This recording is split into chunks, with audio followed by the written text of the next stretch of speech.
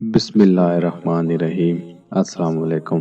ملا جیون رحمت اللہ علیہ ایک بزرگ گزرے ہیں۔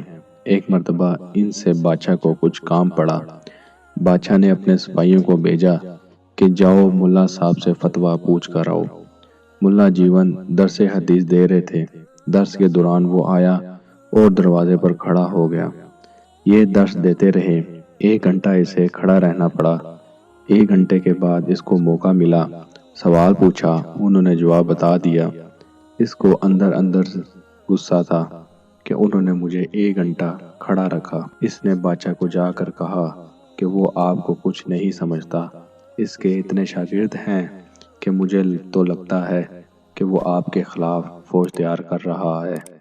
دیکھیے، میں وردی میں گیا اور اس نے مجھے ایسے ڈیل کیا کہ جیسے میں اس کا چپڑاسی بھی نہیں ہوں۔ اس نے کہا کہ ملا جیون رحمت اللہ علیہ کو گرفتار کر کے لاؤ۔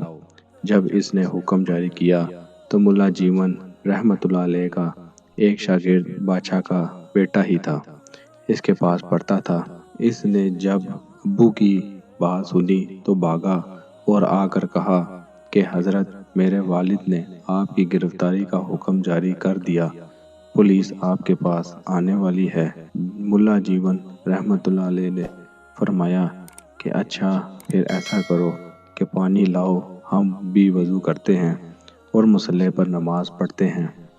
اب اس نے وضو کرایا۔ بچہ سمجھدار تھا۔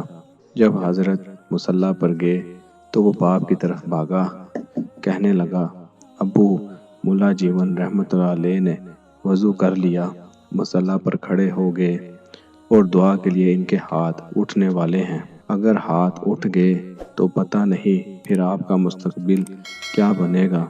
بادشاہ کے سر پر تاج نہیں تھا۔ ننگے پاؤں بھاگتا آیا اور ملا جیون رحمت اللہ علیہ کے پاس آ کر پاؤں پکڑ لیے۔ حضرت، آپ ہاتھ مت اٹھائیے۔